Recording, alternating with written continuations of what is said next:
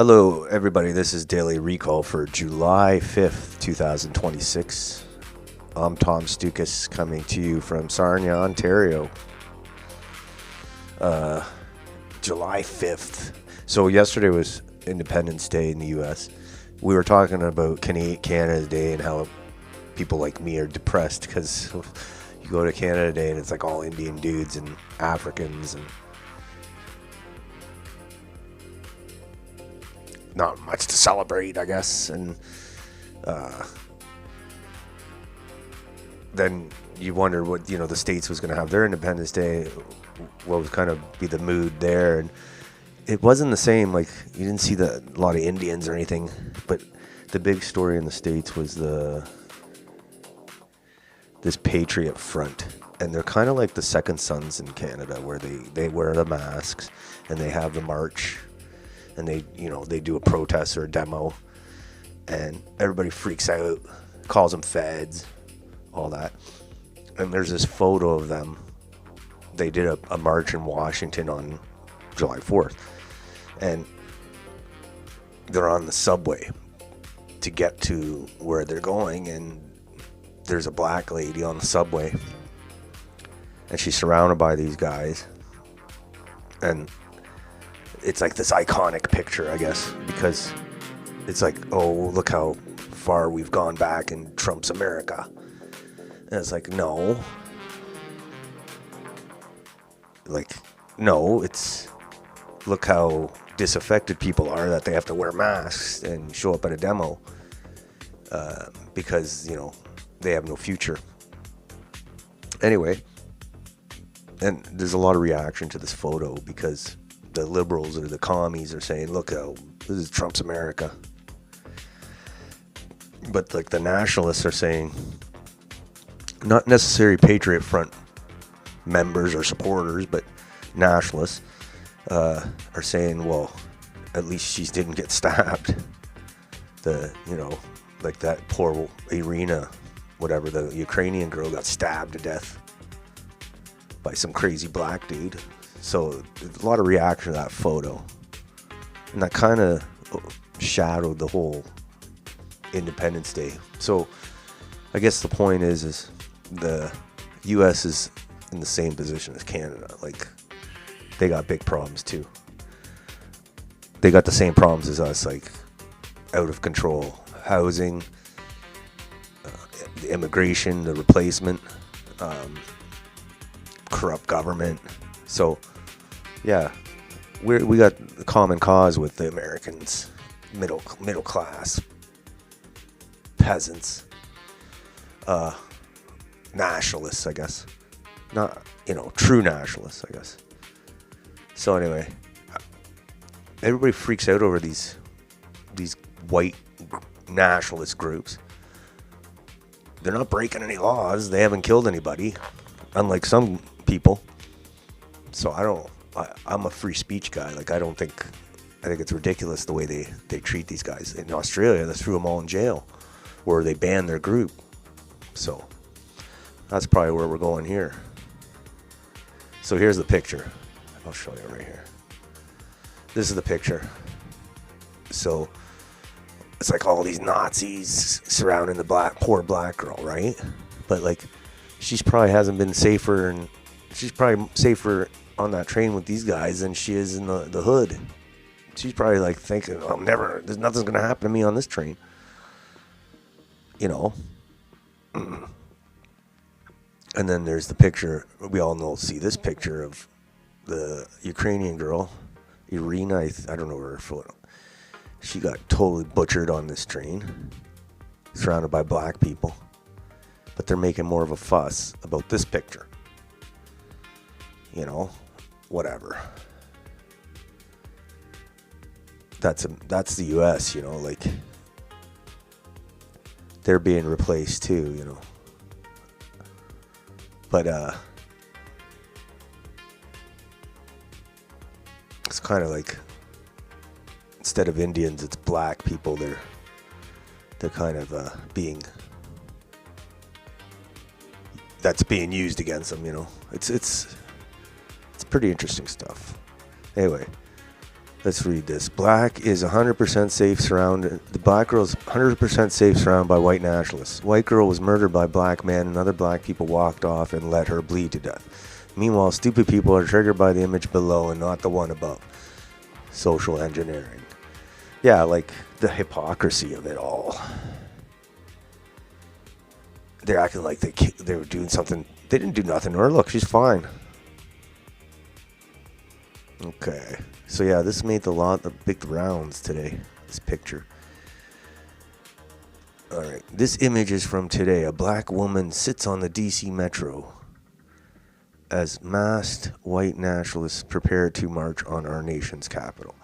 This is America's 250th anniversary. So he's basically saying this is a bad thing. Obviously it's bad because these guys are they've lost faith in their country, so they're out marching. I don't think they're feds.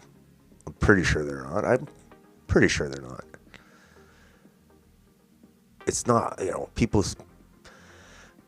people can't believe that things are so bad that young white males are so disaffected that they wouldn't join a group like this. Of course they would. Literally, if you got nothing to look forward to, why not? Alright, so this is mostly peaceful memes. So a black lady rode on a subway with a bunch of Nazis and they made sure she had a seat and didn't harass her in any way. Wow, really makes you think. Yeah, they didn't bother at all. Same with in Canada when Second Sons has a thing. Everybody freaks out. Like it's like a terrorist, like a Osama bin Laden. Meanwhile, the Calistani guys are killing people and making all sorts of death threats and shooting guns. Not a word. Not a word. All these, they're doing sex trafficking and fentanyl trafficking. Nope. Got to worry about these guys in the mask. And you know why they wear the mask. Like,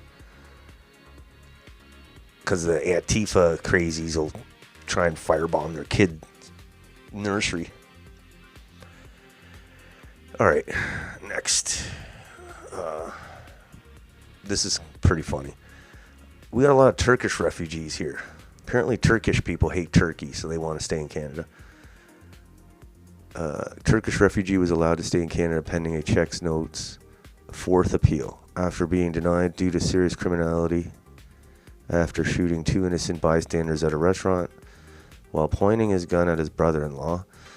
This after traveling to several countries before landing in the U.S., applying for asylum there, withdrawing his application after 3 months, then entering Canada illegally. Canadian courts, judges, and immigration system so broken. Let's see what this guy's saying. Shot two people, being given an appeal and being allowed to... Okay, hold on.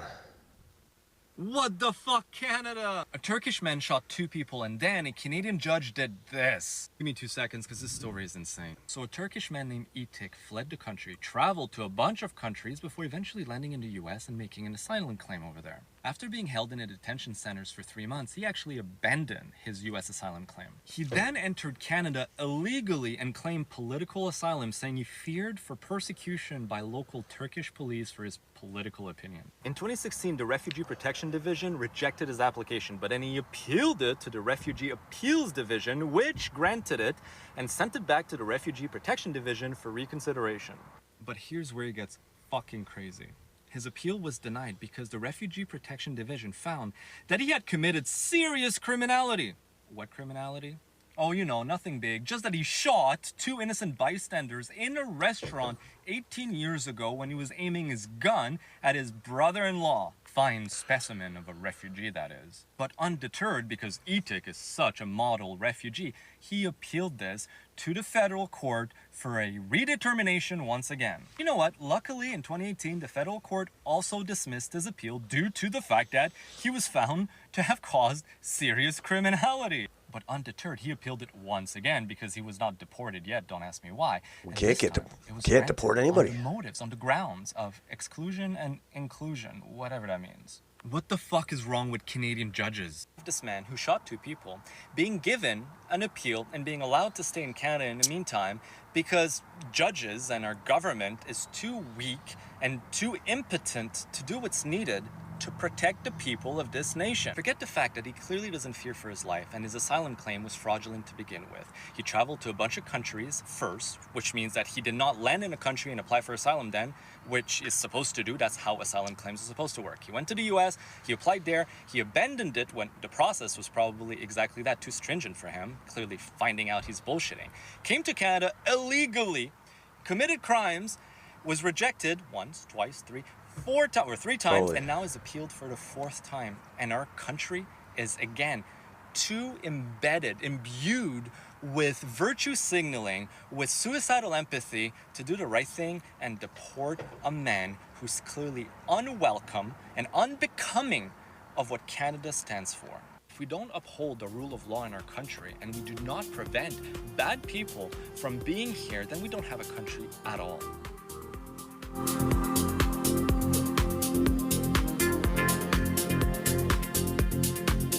All right. Yeah, I think that was an interesting video just because it shows how impossible it is to get rid of people in Canada. Like, I don't know, how many appeals can you have? Like, it's crazy. 10 appeals? Like, you just keep appealing, basically. So they got to kind of tighten that stuff up. Next. Oh, there's this girl again. Donald Trump's spokeswoman. We were talking about her yesterday. She basically said people her age in their 20s are complaining and they got a silver spoon and they don't want to work. And meanwhile, she married some 6-year-old millionaire. She's like 20-something, 28. She married some 60-year-old millionaire, so she's kind of a gold digger. So here's more reaction to her. You're a silver spoon-fed trophy wife for a disgusting old man. How do you like that? My 2 high school age kids have 4.0 GPAs and are NCAA bound for sports. They can't find jobs right now for the summer. Fuck you, you out-of-touch gold-digging whore. Yes, she does look like that. She gives us those gold-digging vibes. Okay, here's more reaction to the Patriot Front.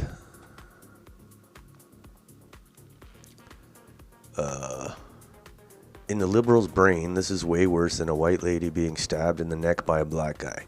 When you wrap your head around that fact, a lot of things will start to make sense. Yeah, like they're making more of a big deal out of this than the one who got stabbed in the neck. All right. Next. Cochrane, Alberta. Group of Sikh men leave their garbage behind after shooting guns on Crown land. Why are we letting these people be responsible for shooting and owning guns when they aren't even responsible for their own garbage? Yeah, I don't have my gun license or anything, so I don't know what like the etiquette is for guns, but I don't think this is the etiquette. Like, why do they have all these guns too? That's the first question is, they never, they just fire them willy-nilly in the middle of... We've seen a lot of videos of them firing their guns off like they're Rambo. Big rant to these guys shooting in Coast Plus land today, leaving behind a huge amount of shot shells, including the boxes and cardboard boxes of the clays they were trying to shoot.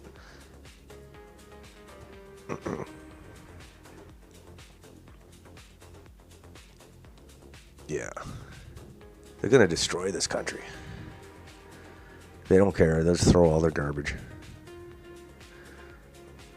Yeah, I'm pretty sure you're not supposed to do that. All shotgun shells and whatever. And that's in Alberta. So it happens in Ontario, happens in Alberta, happens in British Columbia. They like their guns. All right. More of this Patriot Front. Guess which young lady made it home safely. Let's see. Yeah. She's probably more safe than she's ever been. She's probably wishing these guys were on the subway all the time.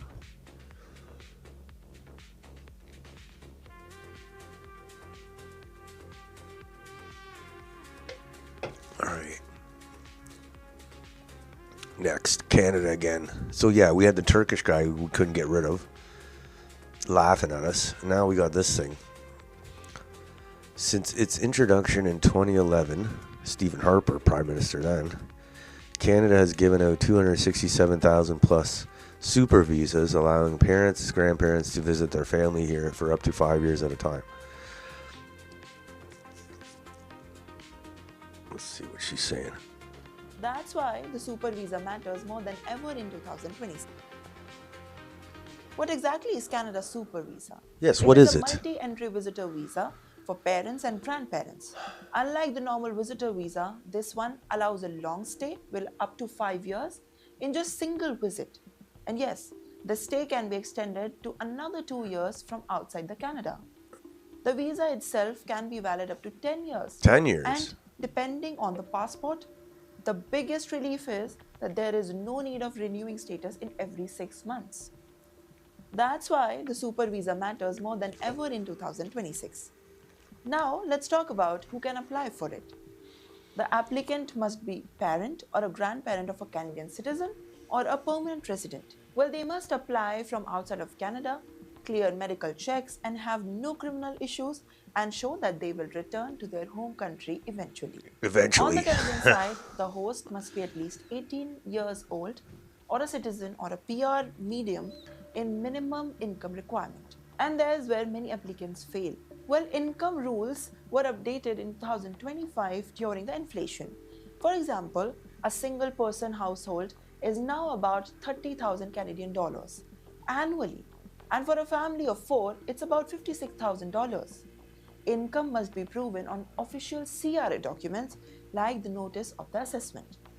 Now comes the real twist, and it is very critical. Even if the income is perfect, health insurance can still kill your application.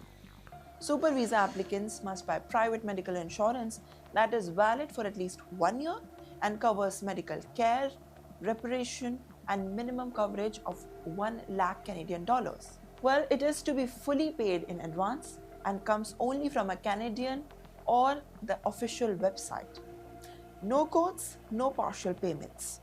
And at the airport, officers can even ask to see if they need the insurance again or not. So, how would you apply? You apply online through IRCC portal from outside the Canada, and you submit the invitation. So they basically income proof, relationship proof. So they have to have like insurance for 1 year, but they're staying for 5. I don't know. I guess they have to. I don't know how that works. But it's still a horrible policy, like allowing elderly parents and grandparents from India and all the other countries to stay in Canada. Even if they have insurance, they're still clogging up the system, right?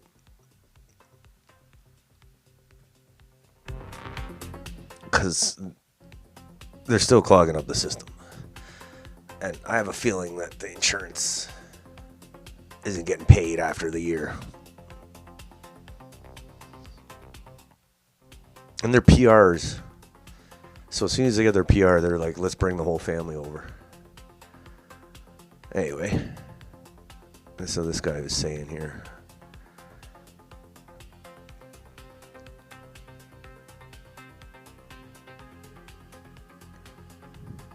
Go to any GTA hospital. It's full with elderly Indians who have contributed nothing.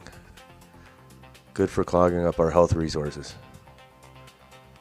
Yeah, even if they do have insurance, they still need the doctors to pay to. They're still taking up doctors and nurses that, you know, we have shortages of. Let's bring a bunch of old people. We have enough old people. Meanwhile, at the Calgary Stampede,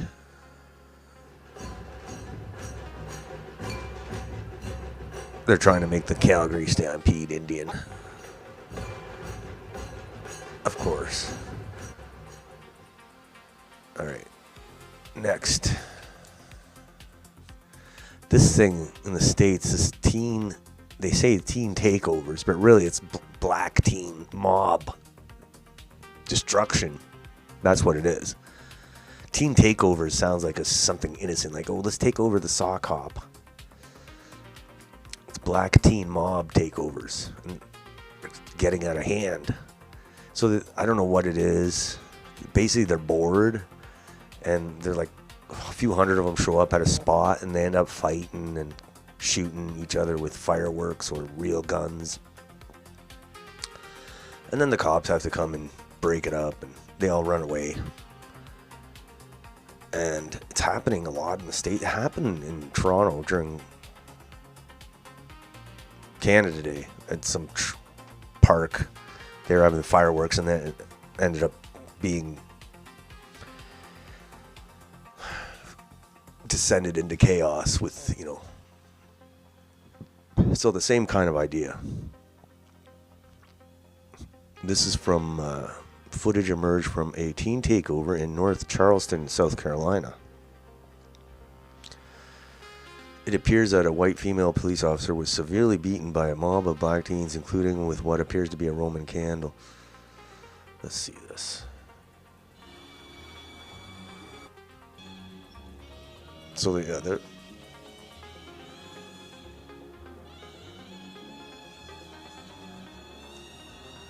she's getting beat good, this cop, and then they start.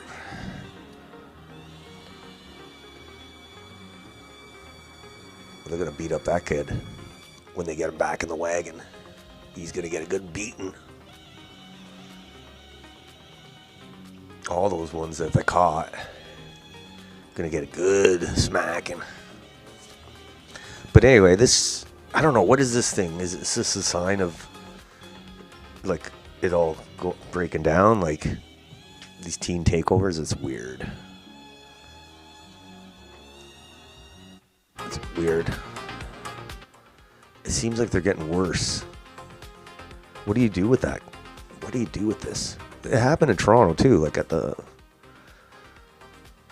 they start firing fireworks at each other, and then people think it's like a real gun, and just chaos. All right. Next, Muslim family in rural Ontario fears for their safety as an online conspiracy theory turns into real-world threats. We are terrified. Online conspiracy theory. I don't know if I can read this article. Is this the one where they burn the cow or something?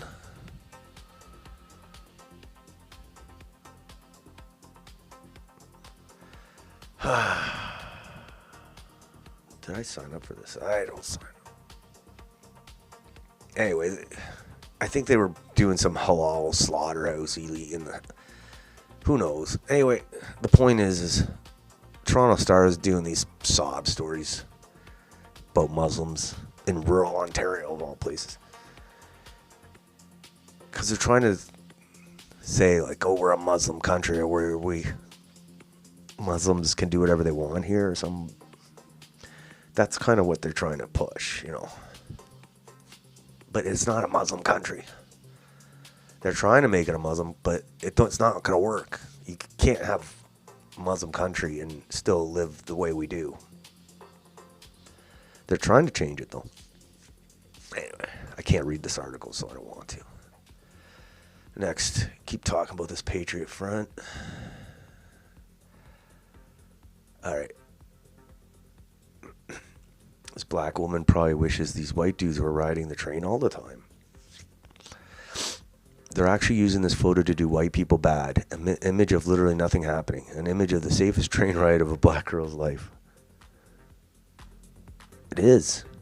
She don't look scared. I don't think she looks that scared.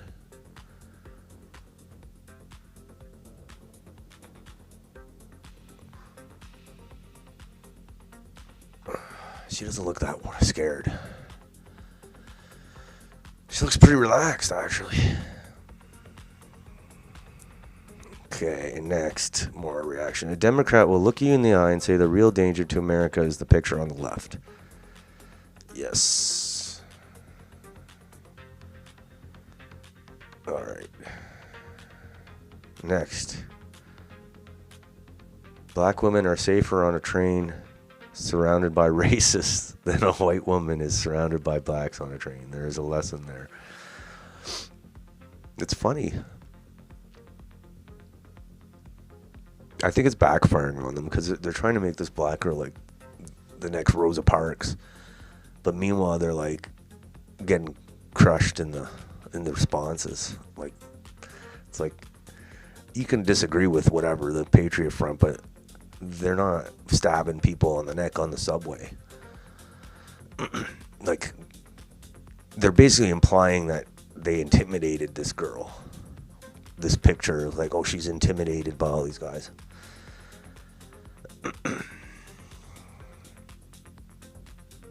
All right. Keep going. A lot of reaction to this. I don't want to hear a single word from leftists about public transit safety. Not a damn word. Yes. The hypocrisy. They didn't say anything about this. Not only the guy stabbed her, all the other people around just walked off the train like, oh. Alright. The media is throwing a tantrum over one of these, and it's not the one of a woman getting murdered for being white. It's crazy.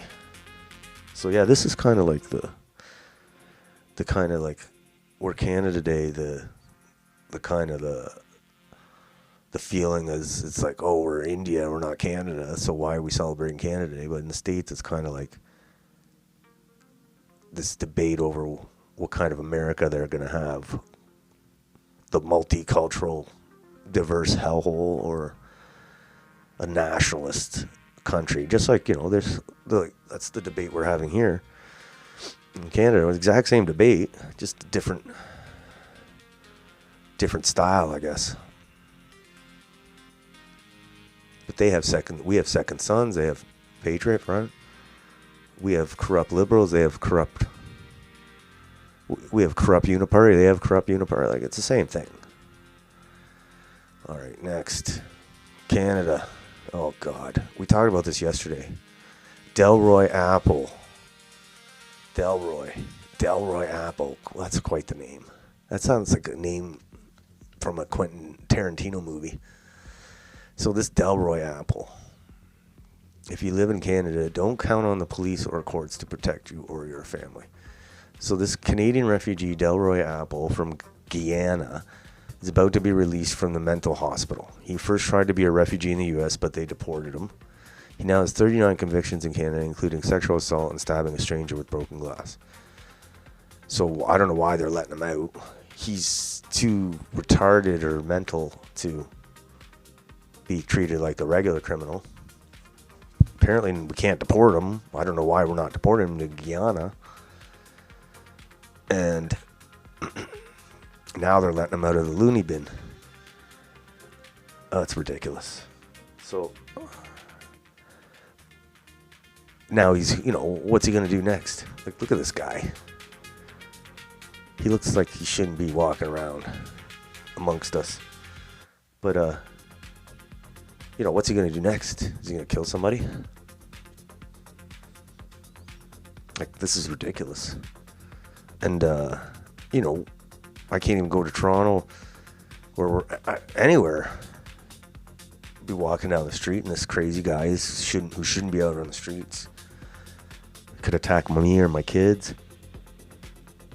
And then, do you think the courts are going to help you? Do you think the courts are going to give you justice with this guy? All right, Delroy, 47 years old. What's he going to contribute to Canada, this guy? Put him in front of a firing squad and be done with it. Deport, wood chipper. So yeah, I don't know how this works. You get it and do all sorts of crazy stuff and they still let you out to roam the streets. All right, I'm sure we'll be hearing from Delroy Again. Delroy apple. All right. Next, an African single mother living in Edmonton is fighting to stay in Canada after receiving a removal order. She now faces a choice between being separated from her children or returning with them to Kenya, the country she fled. So it looks like she had these kids here. I don't know how that's possible. Because they wouldn't, why would they would be allowed to stay? They must be birthright. Let's read this. Keep the family together. Flanked by members of Edmonton's Somali community, Somali. This single mother is facing an impossible decision. Halima Abdi received a removal order earlier this month to send her back to Kenya, a country she fled. Now, she has to decide whether she takes her 3 young children with her or leaves them behind in the hands of the Alberta government. Keep my mom to let her to stay here. Don't separate my mom from us children. Abdi first came to Canada in 2017, where she said she fled killings of ethnic Somalis, including her brother. But for a second time, she's fighting to stay in the country she sought refuge in. I'm feeling like... So she came here and she had 3 kids here. Not because, because she knew that would give her a better chance to stay here. She had 3 kids here. a bit stronger before, but now I'm getting more weaker because I'm the only one who's for my kids. We first spoke to Abdi back in 2019 when she initially faced deportation after Canadian immigration authorities rejected her refugee claim. At the last minute, her removal was dropped. That's not the case this time. And the closer she gets to leaving the country, the more reality is setting in.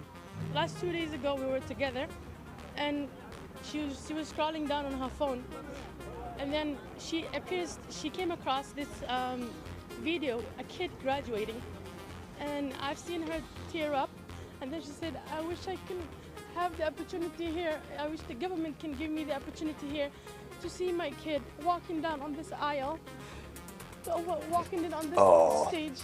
She wants to see her kid graduated.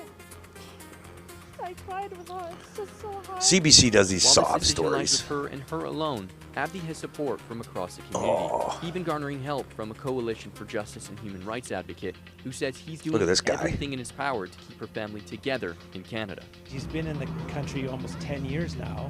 She has 3 children that are born in this country that are Canadian citizens, and they're as Canadian as maple syrup and Connor McDavid. And they want to tear this family apart. And I think it's morally repugnant. Abdi has been granted a temporary deferral lasting until the end of the school year, giving her 1 more month to fight for a miracle. But as her June 26 deportation date inches closer and closer, Abdi says she's left with no other option but to leave her children behind for what she hopes will be a better life in Canada. So she left her kids behind. Hey, you know what? There's 1.5 billion people in Africa. They all have a sob story. They want to get the hell out of Africa. But she came here on purpose and had 3 kids on purpose because she knew. She was probably told that it'd give her a better chance to stay here. But I'm shocked, to be honest, that they deported her. She must have had a really shitty story because it's hard to get deported from Canada. So it can be done, apparently. The comments are pretty funny. And she's Somali, too. Oh. We need to ban immigration from Africa. They come here, they want to come here because Africa's destroyed, and they see all the money that Canadian government gives, especially to Africans. So of course they want to come here. They all have a sob story. We all have a sob story. Believe me, I'll give you a sob story. But we all have a sob story. I don't think we should need to use it all the time. What benefit is she to Alberta? What benefit are her children? Muslims. I might have a little... And she left her kids. She left her kids here. So now we have to take care of her kids. All right. Oh, God. This is the last one of the day. use the damn toilet or go to India. Shit on the street there. So, this is in Texas. But, it could have easily happened. It could easily happen here. The way we're going in Ontario, turning into India. Resident claims the man was publicly defecating and exposed himself in full view of children on the side of the road in Cedar Park, Texas. Import the third world, become the third world. So there's Buddy. I don't know, what is it with Indians? They like to take a dump outside in the air, with the air and the breeze running through their hair and the sound of birds. I don't know. I wonder how big a turd he did. That must be horrible. He's like, oh, there's bushes. Nobody's going to see it. What's the problem? I don't know. I'm pretty sure this is real. You think it's not real because, who would do something like that? But this morning at the main entrance to our subdivision on Ranch Trails Drive, a man was openly defecating just a few feet from the road, in full view of numerous vehicles, including families with children, stopped at the traffic light. Before anyone assumes it's simply an emergency, he had a stack of napkins beside. At least he had napkins. He didn't use his hand. And more in his pocket. Oh, this must have been a rough one. And he showed no concern about the number of people witnessing what was happening. To those who observed the incident, it appeared to be a deliberate act rather than an emergency. I thought I'd like this spot. I think I'm going to take a dump here. Afterward, he stood up, briefly exposing himself, and left the feces on the ground. This is completely unacceptable. Of course it's... Yes, you think? All right. For obvious public health, sanitation, and public decency reasons... Oh. A police report has been filed with the Cedar Park Police Department. I'm sharing this to make our neighbors aware of what occurred.